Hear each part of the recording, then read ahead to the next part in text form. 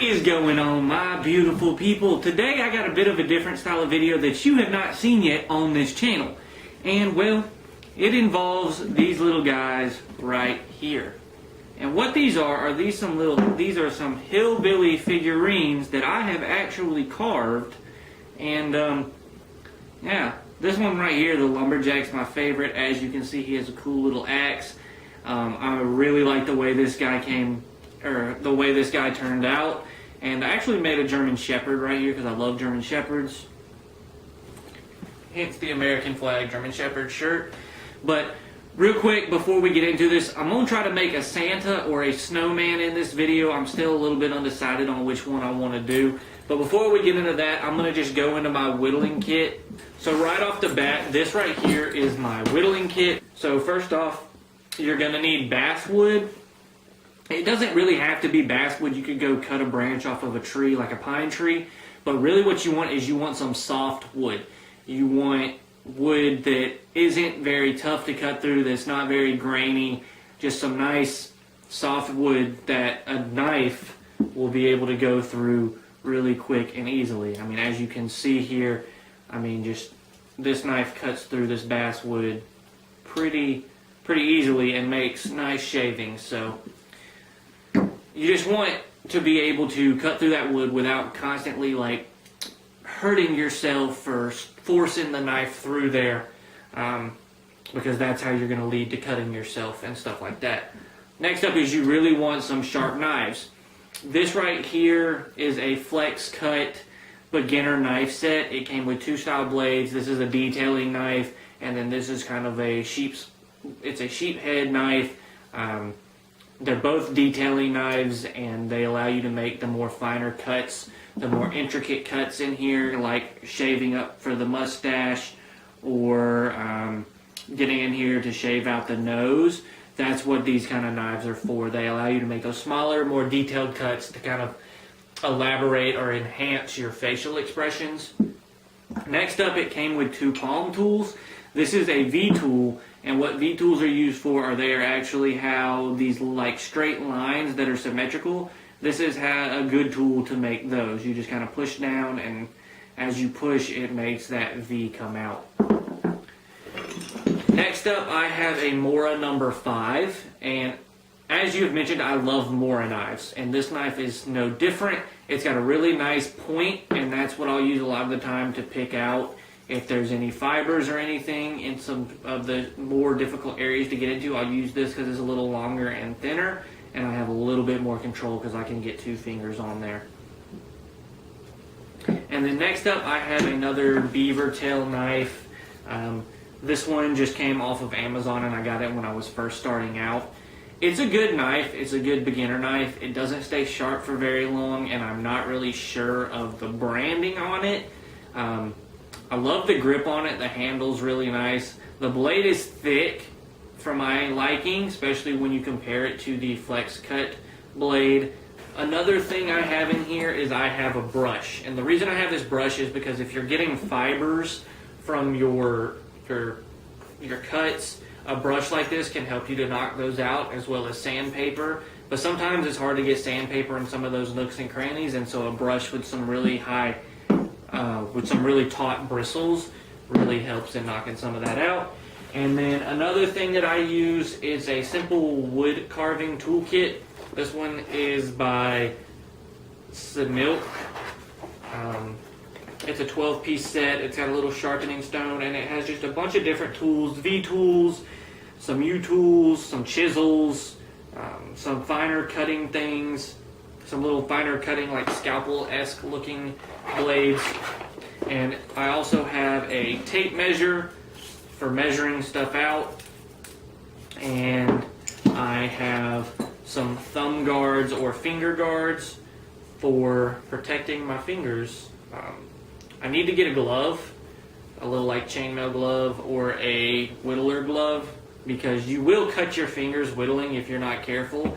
And so basically what this does is you can wear it and it helps you from, cutting your fingers. So those are kind of the tools I use when whittling. Let me know if you want to see me create a whittle from start to finish, or if you just guys want to see me you know, explain a little bit more about whittling and the different types of cuts or anything like that. There's a million videos like that out there on YouTube, so I don't want to give you guys something that you guys don't want. So let me know. Right now I'm about to sit down. I'm going to try to turn this into a Santa, and I'll show you guys the finished product. So as you can see, I've been doing some work. I did some whittling, and I turned a block of wood, let's see, that was this size into a St. Nicholas. I don't know if you guys can see this, but I'll get a close-up of him in a minute. This is how he turned out. So it didn't take me too long to whittle this. It took me about 2 hours, which would be a very long video, and I'm not sure I would film it. So what I decided I was going to do for now is I'm going to try to make a snowman out of a smaller block of wood. It's about half the size. And I'm going to kind of walk through the steps I would take to do this. But what I'm going to do now is I'm actually going to go ahead and get started. And to do that, I'm going to utilize my phone here, and I'm going to find a picture of a carving of a snowman. And that's what I'm kind of going to do to mimic it. Alright, so I found a picture I'm going to do. And so what I'm going to do now is I am actually going to draw what I'm going to kind of do for the outline onto my block of wood. So that's kind of what my plan is for this. And I'm going to go ahead and get to whittling on it. I'm just going to take my knife and start kind of shaping this guy up. And so what I'm doing is I'm just taking my knife, and I hold the knife steady and move the block of wood. And because I'm trying to make this hat, I'm kind of using my hand in this motion, and that's making this swoop cut type deal. And that's just what I'm going to do for now, is I'm going to work my way across, starting in the corners, because the corners make it a little bit easier to cut. And then just kind of do this until I have the shape of the hat. And so as you can see, I have now shaved off a good portion of this top part. So for the next part, I need to take and basically do what's called a stop cut and make the base of this hat. So what I'm going to do is I'm going to take my line here, and I'm going to run my knife point right around that line. So now what I'll do is I'll take my knife and I'm going to bring it up in the wood back to where I just made that line. And what that'll do is it'll actually act as a stop marker. So as I run my blade into the wood here, and then bring it back to my other line, I can take and slide my blade up, and it'll actually stop where I just put that stop cut. But yeah, so that's what I'm doing now, and what that'll do is allow the shape of the hat to really stand out. And there's his hat.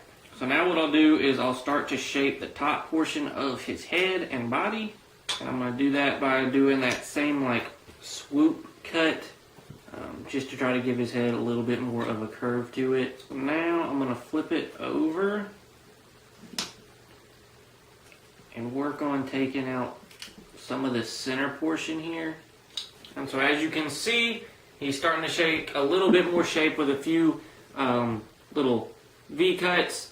And what I'll do now is I'll continue to go all the way around, shape this up, and I'll get back to you when I have that done. So this is what we have so far. He is very bright in the camera. Okay, here we go. This is a little better. Here's what we're working with. This is the front view. As you can see, the top portion is head, and the bottom portion, there's the side, the back, the other side, and the front. His hat is a little narrow, but I still think it looks pretty good. I'll paint it black, and I'll paint the body of the snowman white, and then I'm going to paint on the scarf and stuff like that. Basically what I'll do now is I'll clean this guy up a little bit, and then we'll move on to the painting portion of this, which just happens to be my favorite part. So here is a final look at our snowman. He is very round, got a big head, kind of a smaller body, but that's okay. His hat got a little narrow, but I'm okay with it. There's the front side, there's the back, left side, right side, and as you can see, he's pretty round. And the back needs a little love. He definitely needs some sanding, but we're going to get that knocked out right now, and I'll come back when we need to paint. What I'll do is I'm going to start off with a lighter color, which will be white.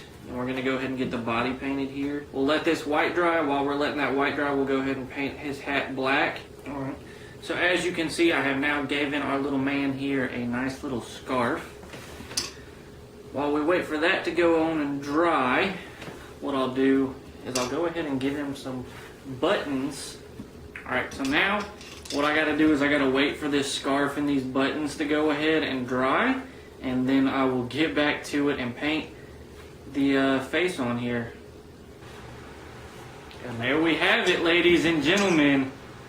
Our snowman is complete. And I'll show you guys what the finished product is. You ready? Ta-da! So here we have our finished little snowman. Yep, so there he is. I hope you guys like this snowman.